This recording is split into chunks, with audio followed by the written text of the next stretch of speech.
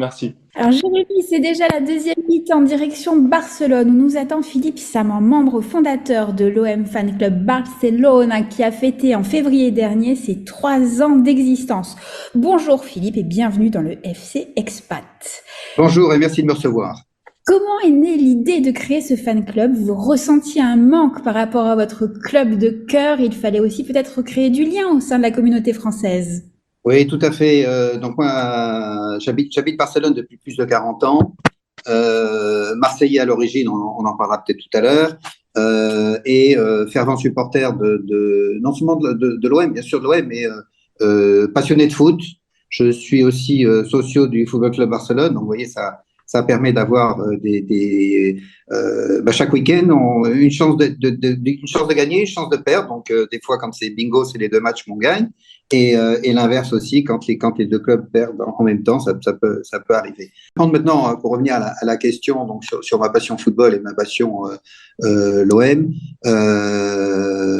c'est vrai qu'étant ici depuis très longtemps, il y a 40 ans, d'abord, les matchs n'étaient pas retransmis à la télévision, à peine à la radio, il fallait prendre son poste, il n'y avait pas d'internet, il y avait pas vraiment, c'était une autre vie. Maintenant, c'est beaucoup plus facile, mais c'est vrai que sur ces 10 dernières années ou ces 15 dernières années, je voyais les matchs à la maison et on se réunissait quand il y avait des matchs importants, 7-8 supporters de l'OM, qui étaient aussi, j'en reparlerai tout à l'heure. J'ai fait l'école supérieure de commerce de Marseille et j'animais le club des anciens de Subloco Marseille. Donc les deux, je dis pas que les deux se mélangeaient parce qu'on n'était pas forcément, c'était pas une obligation d'avoir les deux, mais bon, ça rentrait quand même dans le cercle et ça me facilitait mon travail. Et puis en novembre 2019, j'ai un de mes très bons amis qui était directeur général de l'Olympique de Marseille, Laurent Colette, qui habitait Barcelone, que j'ai connu à Barcelone dans des vies antérieures, et qui vient dîner à la maison et qui m'explique quelle est la stratégie de l'Olympique de Marseille pour créer des clubs de supporters à l'étranger.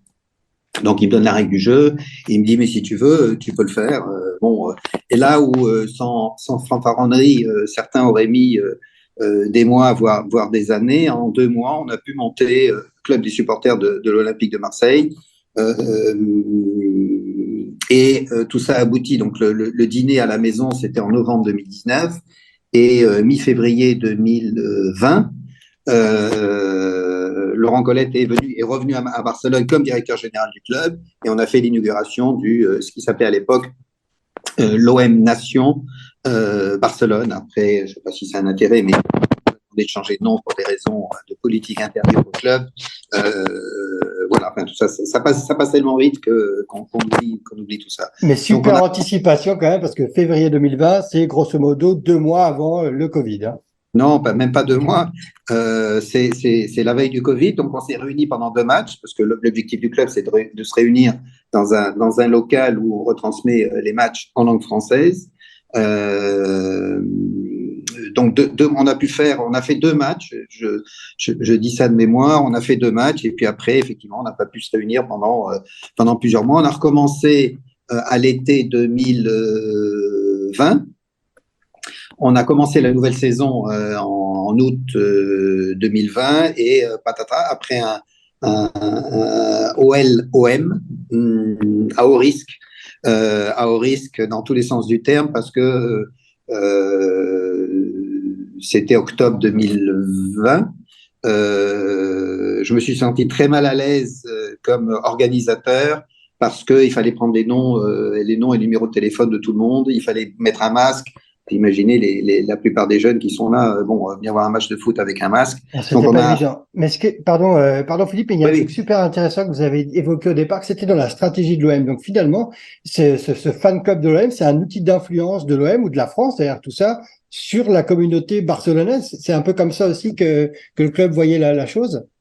Sûrement que, et vous avez bien dit voyez, parce qu'il y a eu des changements à l'intérieur du club. Il y a eu des côtés positifs et des côtés négatifs. Les côtés négatifs, c'est que les clubs à l'étranger, les clubs de supporters à l'étranger font plus du tout partie de la stratégie de l'OM. Aujourd'hui, heureusement qu'on existe et heureusement qu'on n'arrête pas de grandir. Donc, on se débrouille et on compte sur. On lance un message là, hein, vous pouvez le lancer sur nos ondes, hein, que Oh, l'OM club s'occupe aussi de ses supporters à l'étranger, parce que voilà, vous l'avez dit, c'est un outil d'influence et c'est un outil aussi d'animation de la communauté française sur Barcelone. C'est comme ça que vous organisez encore les matchs. Ouais. Tout à fait. Dire qu'aujourd'hui on est 120, 130 de toutes les originaires de toutes les régions françaises. Ça qui est assez extraordinaire avec l'OM, c'est que on est supporter de l'OM, qu'on vienne de Lille, qu'on vienne même de Paris, qu'on vienne de Bretagne. Il y a Messi. Il y a des supporters de l'OM partout dans la France, et ça a grossi de manière exponentielle, à tel point qu'on a eu quelques problèmes avec le local où on était réunis. Il a fallu qu'on change parce que le local était devenu trop petit. On a eu quelques problèmes aussi il y a 3 mois. Après un match en Coupe de France, après une brillante qualification, on pensait qu'on irait plus loin, mais on n'a pas été beaucoup plus loin. Je ne vois pas du tout contre quel club. Non, Philippe, ce n'est pas la peine de venir me chatouiller. Non, la police est arrivée parce qu'on faisait beaucoup de bruit, il y a eu des plaintes des voisins. Enfin bref, on a été 2 week-ends sans pouvoir se réunir, pas pour des motifs de pandémie, mais pour des motifs d'ordre public. Et puis, maintenant, on essaye d'être raisonnable. C'est difficile de maîtriser de la passion, c'est difficile de maîtriser un groupe de 100 personnes qui regardent un match ensemble. Voilà, mais c'est extraordinaire. Caroline, ouais. Oui, il y a un chiffre qui m'a interpellée, c'est 30% de vos membres fans inconditionnels de l'OM sont nés à l'étranger. C'est en cela que Marseille, c'est pas pareil. Il n'y a pas de frontières quand on parle de l'Olympique de Marseille. C'est vrai.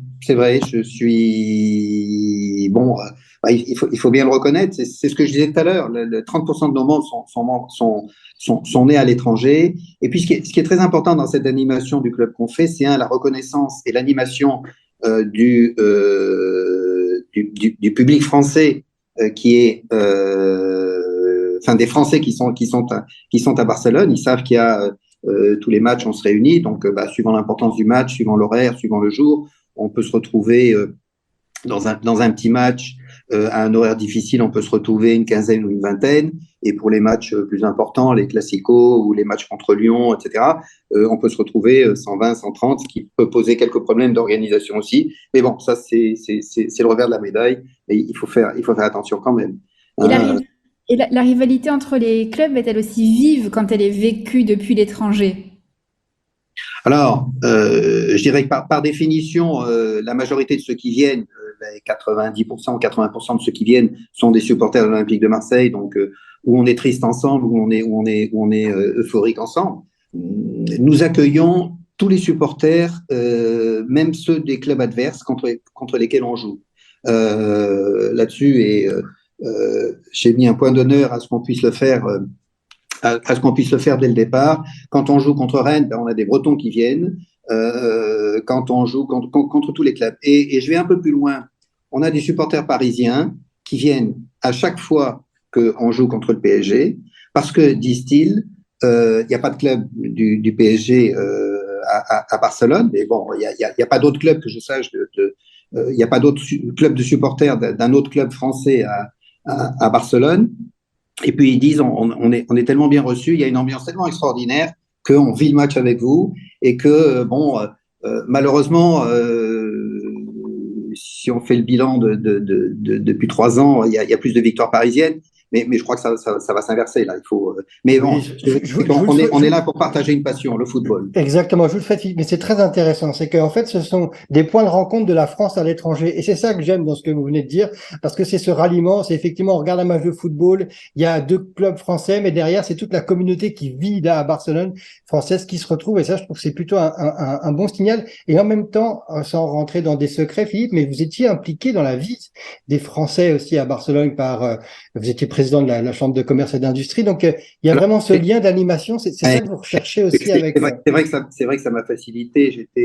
J'ai été directeur général de la Chambre de commerce française à Barcelone pendant 40 ans. J'ai pris ma retraite il il y a 1 an et demi maintenant. Donc, je peux me consacrer beaucoup plus à l'Olympique au club des supporters de l'Olympique de Marseille. Mais c'est vrai que ça a été plus facile peut-être pour moi à l'époque, d'abord parce qu'on était 4 ou 5, un noyau de 4 ou 5 durs, et on s'est tous mis à dire il faut qu'on crée ce club. Et du coup, si vous avez le site de l'Olympique de Marseille, eh bien vous verrez à Barcelone, on est répertorié. Je sais pas si ça sert beaucoup, mais bon, aujourd'hui, ce qui est sûr, c'est que ce qui est très important, c'est la communication sur Internet, la communication dans les réseaux, pour que les gens sachent qu'à Barcelone, il y a un club des supporters de l'Olympique de Marseille, et que s'ils viennent ici, ils peuvent voir leur match. Allez, j'ai encore une question dans les arrêts de jeu, Philippe. Cette année, un pronostic pour l'OM, c'est quoi? Éviter la relégation? L'objectif au niveau du championnat français, faire vibrer, et pouvoir terminer dans les 3 premiers. Vous voyez, je laisse un club, même si, bon, je crois que cette année, il faut qu'on gagne quelque chose, soit une Coupe de France, soit plus vraisemblablement la Coupe de France, ce sera un de nos objectifs, et de pouvoir regoûter à la Champions directement en 2024-2025. Mais bon, pour l'instant, on va essayer de venir taquiner l'actuel champion de France. Mais vous n'arrivez pas à dire le nom, donc je vais vous le dire, le Paris Saint-Germain. Et je souhaite en fait qu'on se retrouve en finale, non pas de la Coupe de France tous les deux, mais en finale de la Champions League. Merci en tout cas, Philippe. Et je vais vous remettre virtuellement la nouvelle carte du FC Expat. Vous êtes officiellement supporter du FC Expat. Et ça, c'est quand même un super cadeau, non? Ah, c'est un super cadeau, et j'espère vous accueillir un jour au Caramba, Mallorca 202. C'est l'endroit où on se réunit pour voir les matchs et vibrer ensemble. Super, merci Philippe. Merci à vous. Caroline, on arrive à la fin de ce FC Expat. Oui, on se retrouve très bientôt, Jérémy. Eh ben, avec grand plaisir. En attendant, bien, allez l'OM. Oh non, j'ai pas dit allez l'OM.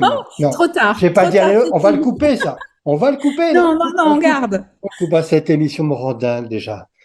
En tout cas, on se retrouve bientôt avec le FC Expat.